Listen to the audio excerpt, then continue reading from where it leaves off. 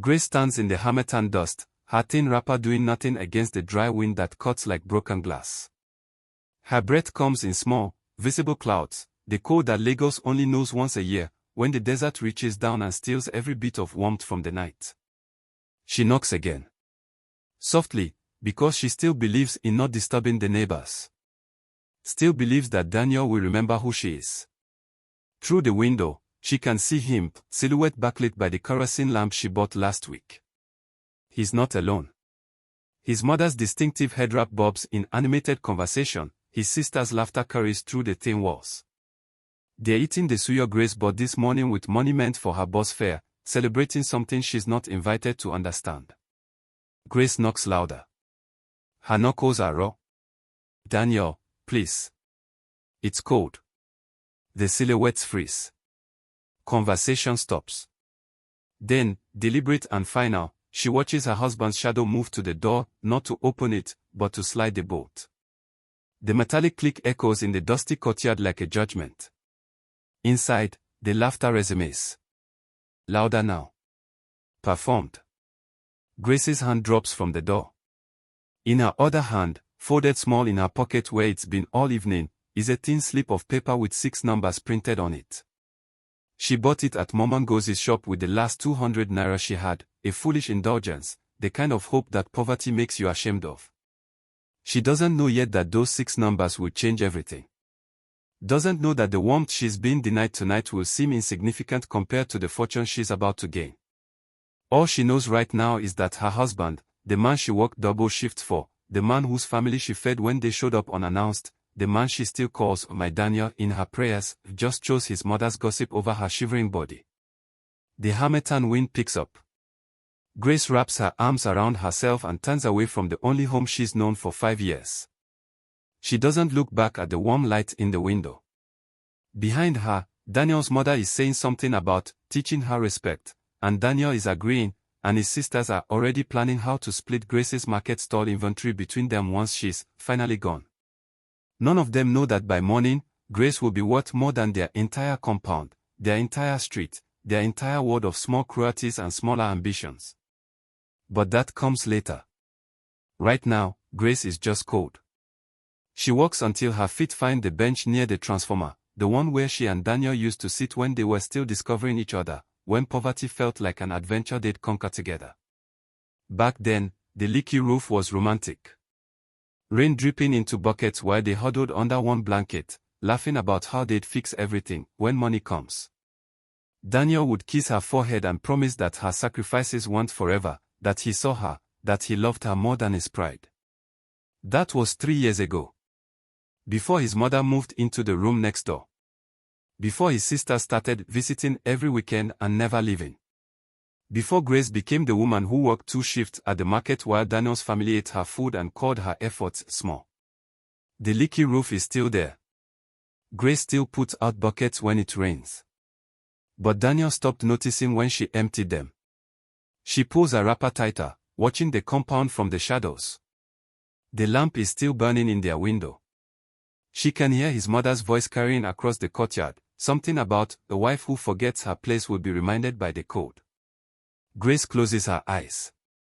Remembers Daniel at 19, holding her hand at the registry, whispering, "You and me against the world, Gracie." She wonders when she became the world he was fighting against. The harmattan wind pulls at her wrapper, and Grace realizes she's shaking, not just from cold, but from the horrible clarity that comes when you finally see what you've been refusing to acknowledge. The man she married isn't coming back. He's been replaced by someone who values his mother's approval more than his wife's warmth. Her fingers find the lottery ticket in her pocket. She unfolds it carefully, reads the numbers in the dim light from a neighbor's generator, 7-14-21-28-35-42. Numbers that mean nothing yet. Numbers that cost her bus fare and earned her Daniel's mother's lecture about wasting money on foolishness. Grace refolds the ticket. Puts it back in her pocket next to her heart. And sits on the bench where love used to live, waiting for something, anything, to change. Daniel didn't always listen to his mother. The shift started 6 months ago, after Grace refused to give his sister Patience money for a new phone. We need it for rent, Grace had said simply, showing Daniel the account balance, 12,000 naira. Not enough for both.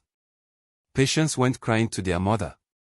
And their mother came with words shaped like concern but sharpened like knives. A good wife knows her husband's family is her family, she told Daniel while Grace was at work. But this one. She holds money like it's hers alone. Like you're not the head of this house. Mama, Grace works hard. Too hard, his mother interrupted. That's the problem. She thinks because she brings money, she can make decisions. That's not how a marriage works, Daniel. That's not how a woman should be. The poison was subtle at first.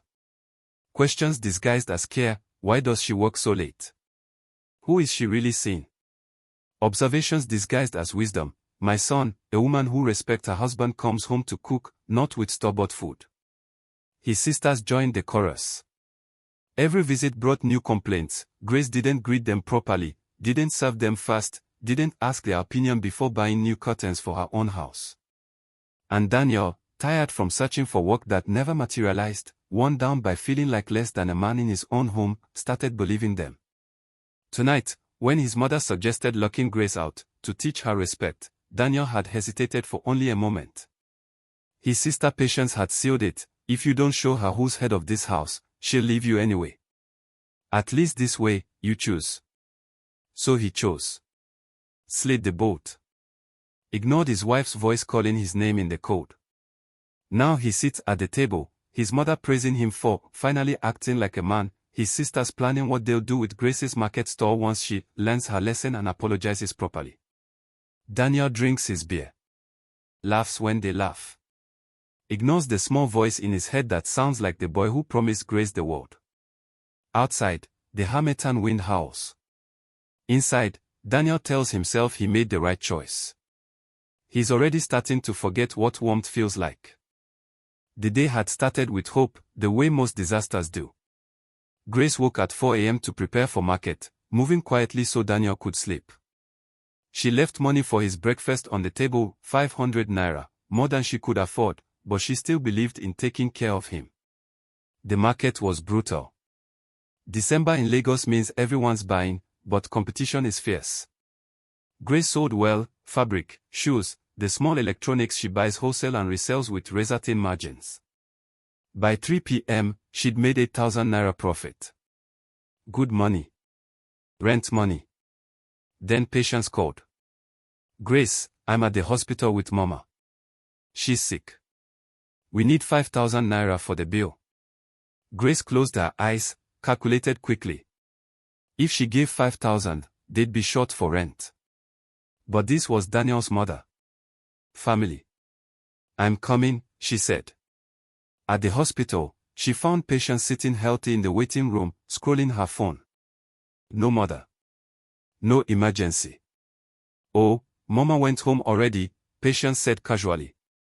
The doctor said it was just malaria. But we still need the money for medicine.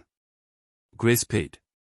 Watched Patience stop at a cosmetics shop on the way out, buying lipstick with what was probably Grace's 5,000 naira. She walked home with 3,200 naira left, not enough for rent, barely enough for food. The shame sat heavy in her chest, the familiar weight of being used by people who should love you. Mama Ngozi's shop was closing when Grace passed. The old woman was pulling down her shutters, but she saw Grace's face and paused. Oh, Sis Grace.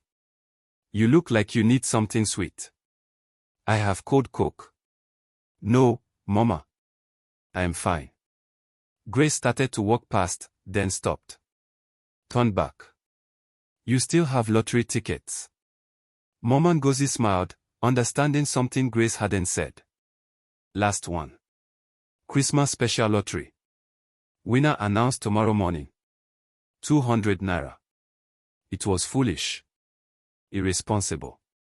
The kind of thing Daniel's mother would call wasteful behavior from a woman who doesn't know poverty. Grace bought it anyway. Mama Ngozi handed her the ticket, numbers already printed, 7-14-21-28-35-42. God is not asleep, my daughter, she said quietly.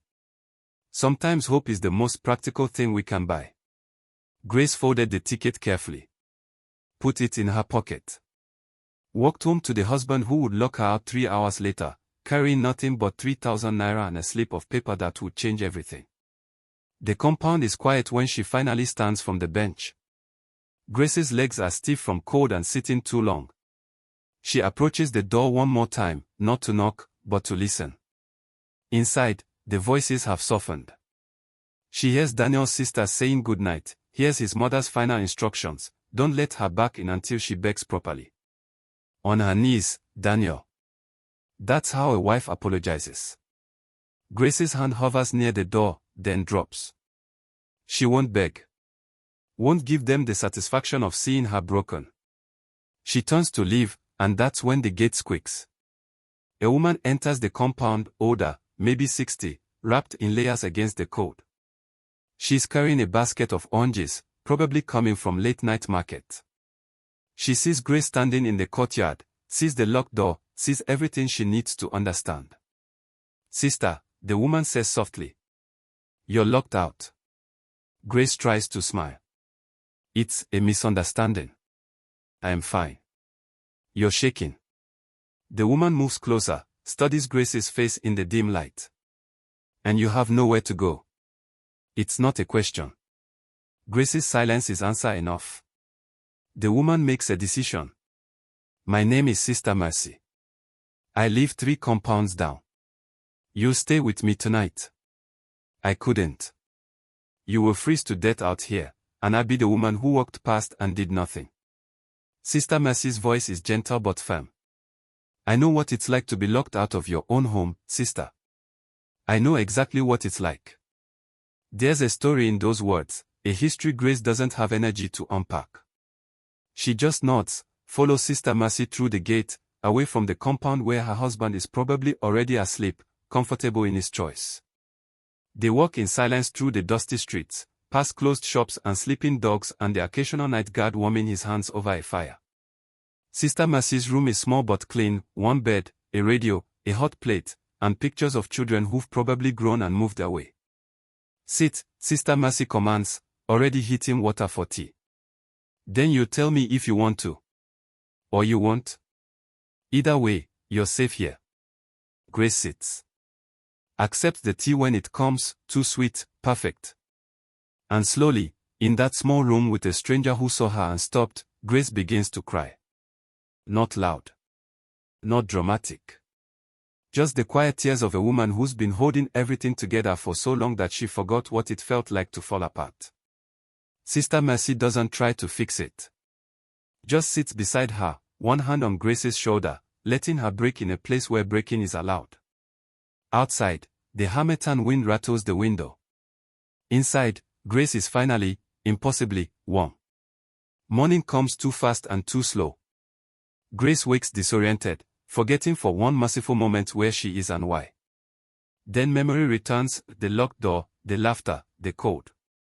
She sits up on Sister Mercy's spare mattress, her body aching from a night of shallow sleep. Sister Mercy is already awake, preparing breakfast on the hot plate.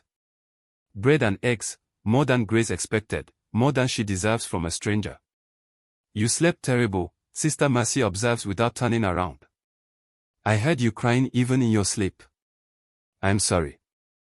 Don't apologize for grief, child.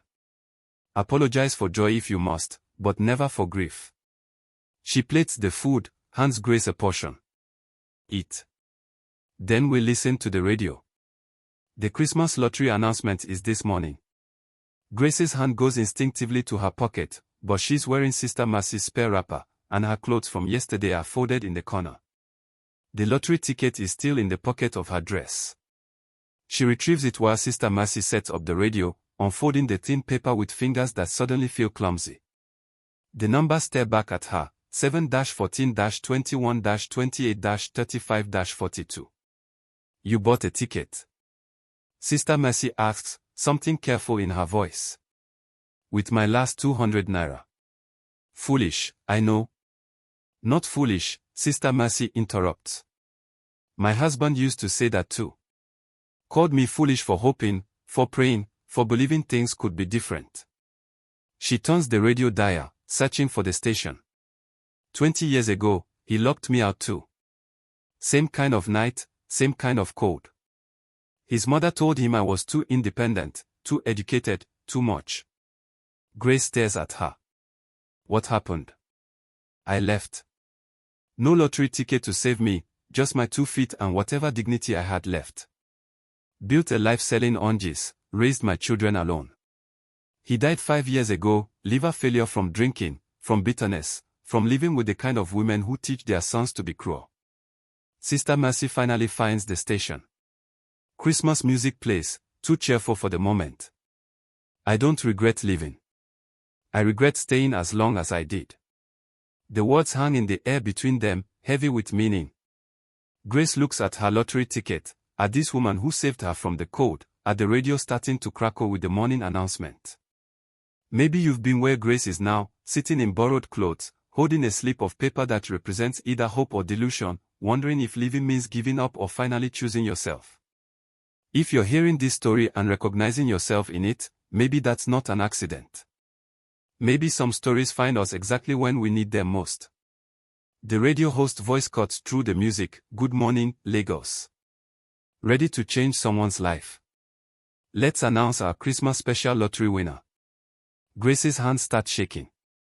Sister Mercy moves closer, sitting beside her like she did last night, solid and present. The numbers are about to be called.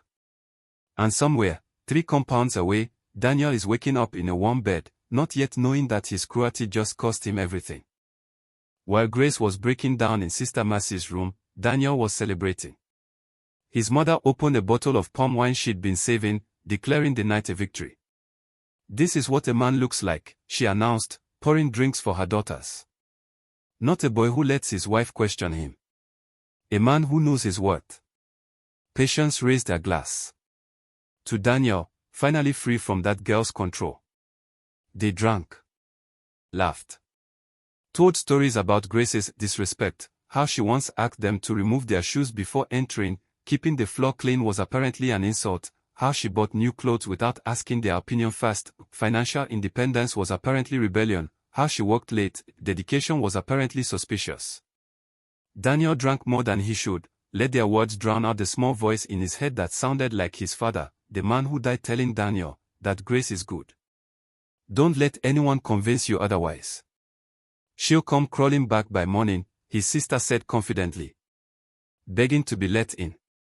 That's when you tell her the new rules, no more market work, no more independent decisions, no more acting like she's your equal. She is my equal, Daniel heard himself say, the palm wine loosening his tongue. His mother's face hardened. No woman is a man's equal, Daniel. That's the poison she put in your head.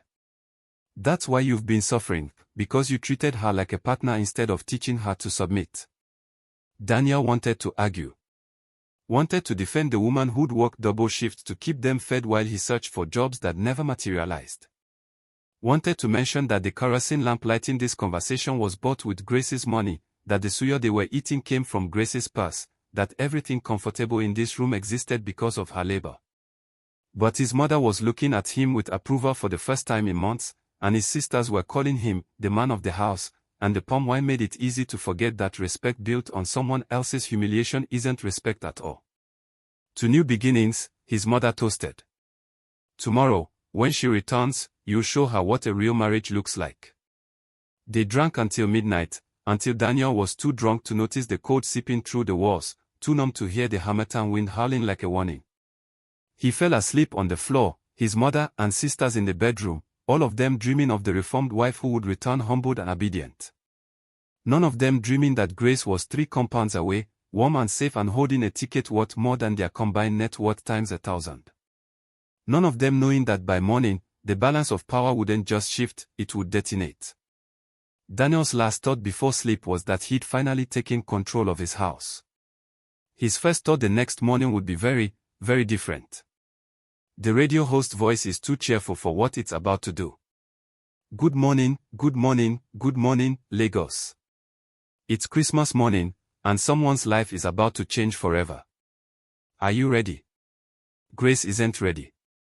Grace will never be ready. She grips the lottery ticket so hard the paper crinkles, her other hand finding Sister Mercy's arm and holding on like she's drowning. All over Lagos, people pause. Market women stop setting up their stalls. Night guards finishing their shifts turn up the volume. Children running errands freeze in the street. The Christmas special lottery is legendary, life-changing money, once-a-year chance, the kind of win that turns ordinary people into miracles. The jackpot this year is 100 million naira, the host screams. 100 million. That's not a typo, folks.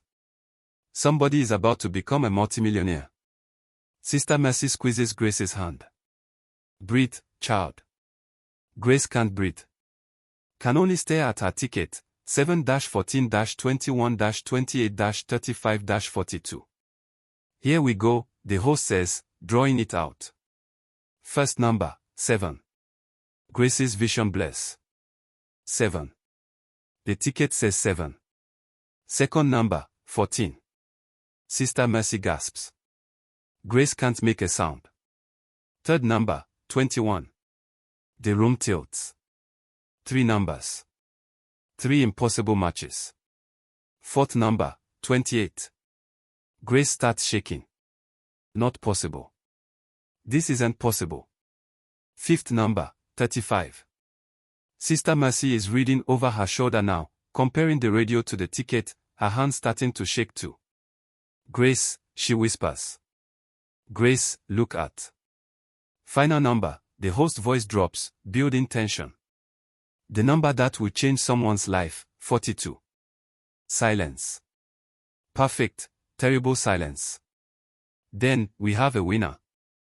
The Christmas special lottery winner is, checking the name now, the winner is Grace Williams from Compound 7, Suralere. The radio falls out of Sister Mercy's hands. Grace drops the ticket. They stare at each other, 2 women in a small room, the morning light cutting through dust motes, the world outside suddenly too loud and too quiet at the same time. Did he just say, Sister Mercy can't finish? Grace picks up the ticket with trembling fingers. Reads it again. The numbers are still there, still matching, still impossible and absolutely real. 100 million naira. 100 million. Grace, who was locked out of her home last night for being too poor, too independent, too much.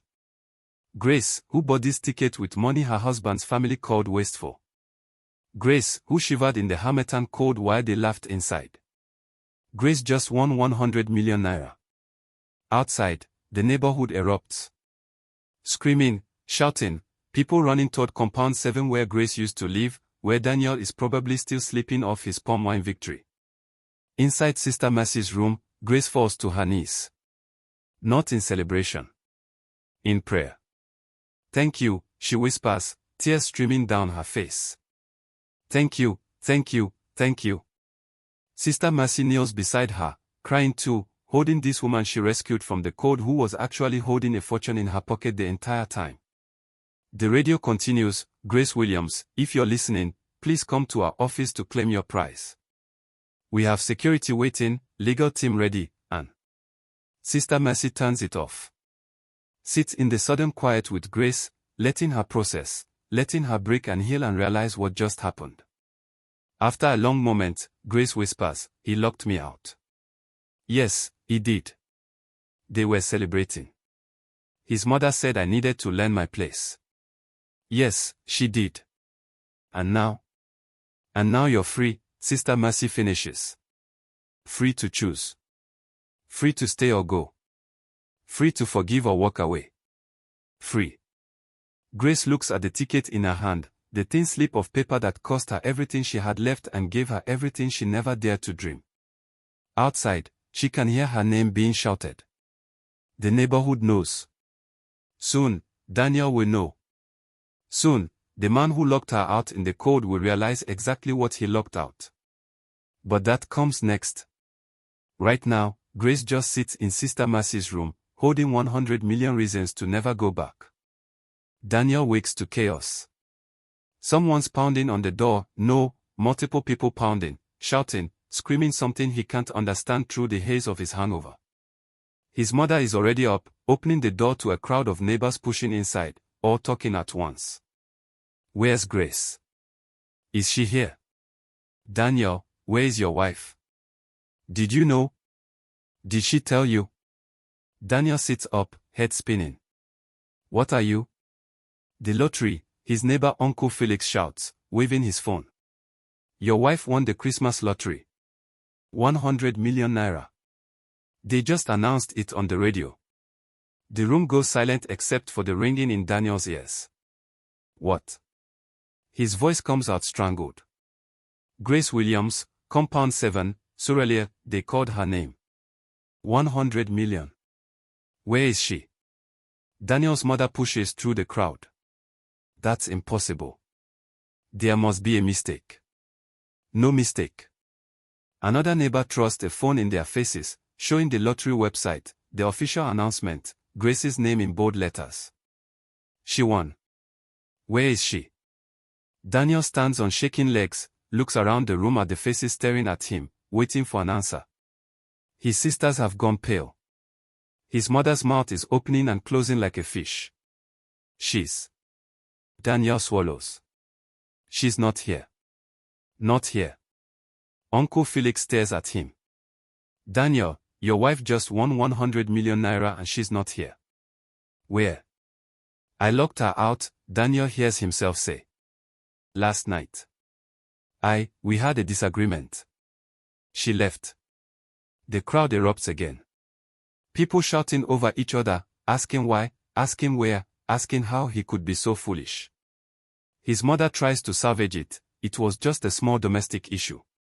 A small issue. Uncle Felix looks at Daniel like he's looking at a madman. You locked out a woman worth 100 million naira. I didn't know. That's not the point. Another neighbor, Auntie Blessing, the same one whose Range Rover Grace used to envy, steps forward. The point is you locked out your wife? Your wife, Daniel.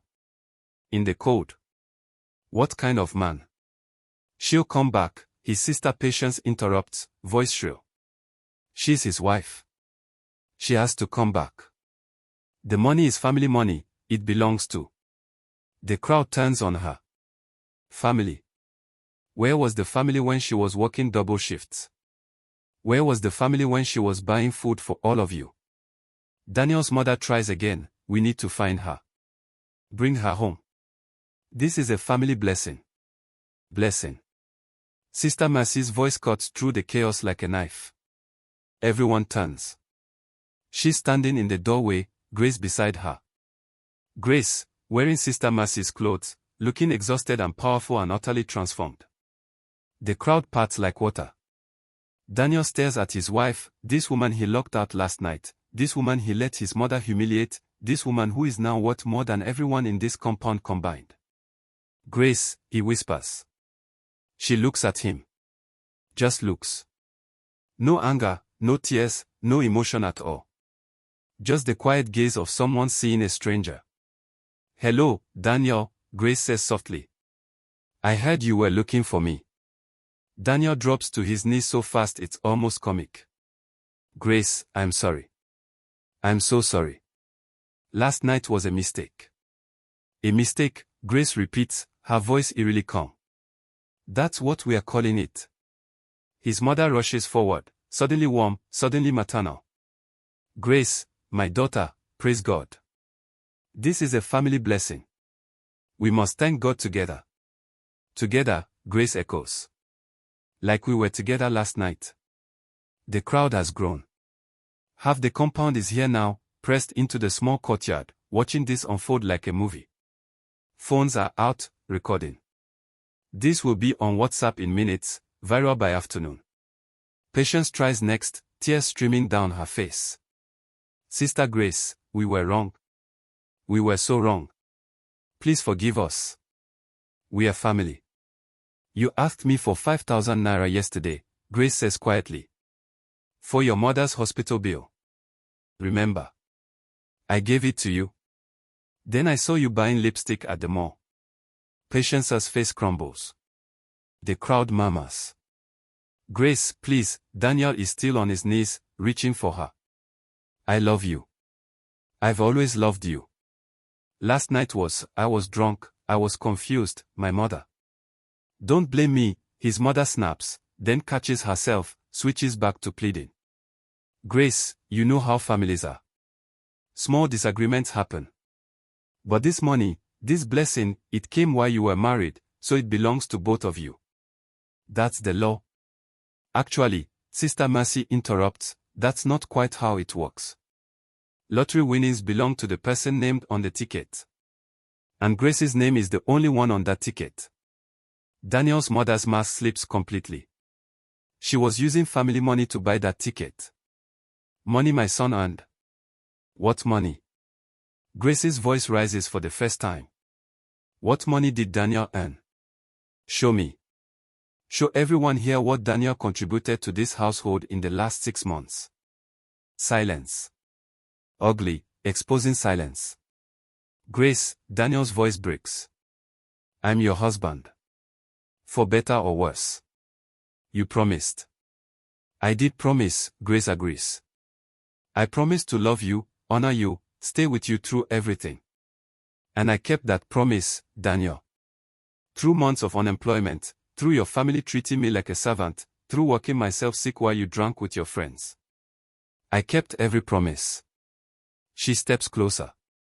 He's still on his knees. They're almost at eye level now. But you, Grace continues, her voice soft and devastating, you broke your promise last night. When you chose your mother's cruelty over my dignity. When you locked me out in the cold and laughed while I begged.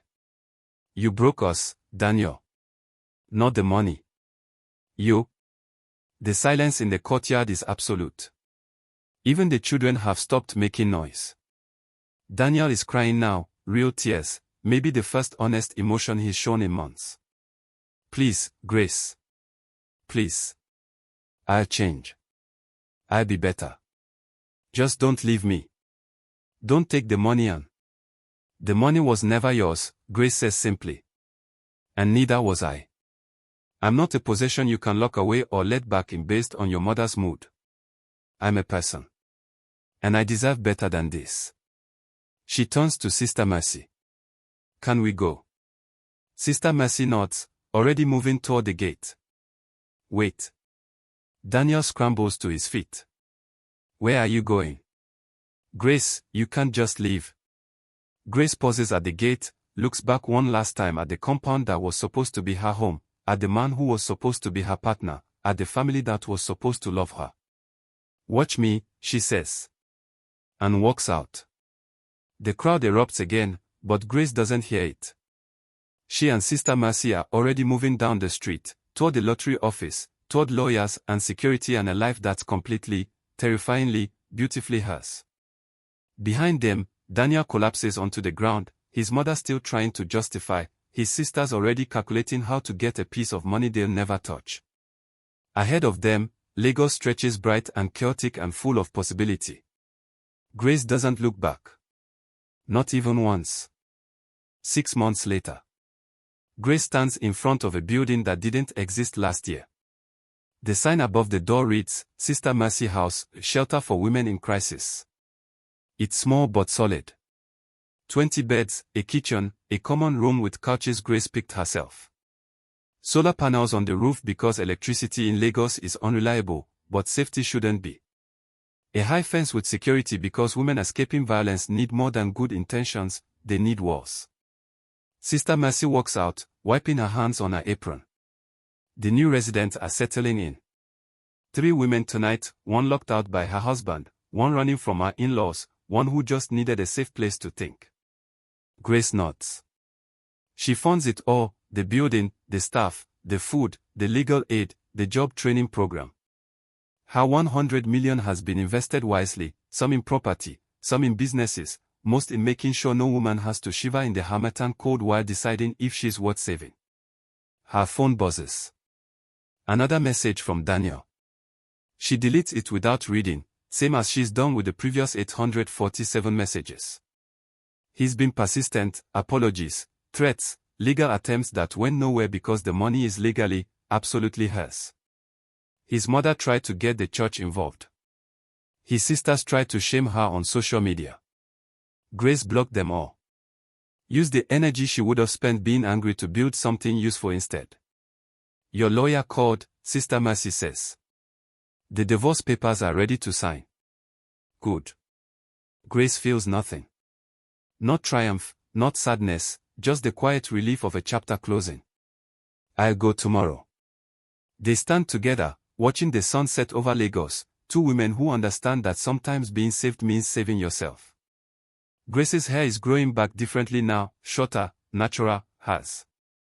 No expensive installs, no performances of wealth. Just her, finally comfortable in her own skin and her own choices. If you've made it this far in this story, if you've walked with Grace from that frozen threshold to this moment of hard-won peace, then maybe you already know that happy endings aren't about money or revenge or even justice. They're about choosing yourself when everyone else says you should choose them. They're about understanding that a door that closes on your dignity opens somewhere else on your freedom. And if this story touched something in you, something that recognized itself in Grace's journey, then it was worth telling. Do you ever regret it? Sister Mercy asks quietly. Leaving him. Walking away from the marriage. Grace thinks about it honestly. Thinks about Daniel on his knees, his tears that might have been real but came 6 months too late. Thinks about the compound where she used to live, where poverty and cruelty dressed themselves up as tradition and family values. Thinks about the lottery ticket she bought with her last 200 naira, the hope she purchased when hope was all she could afford. No, Grace says finally. I don't regret it. The only thing I regret is not leaving sooner. They walk back inside the shelter, this place built from rejection and resilience, from locked doors and lottery tickets, from one woman's choice to stop being small so other women could stand tall. Behind them, somewhere in Lagos, Daniel is probably telling anyone who listens about his wife who won the lottery and abandoned him. Probably calling her ungrateful, heartless, selfish. But in front of Grace, in this building she built, in this life she's changing, is the truth. She didn't abandon him. She rescued herself. And sometimes, that's the most revolutionary thing a woman can do.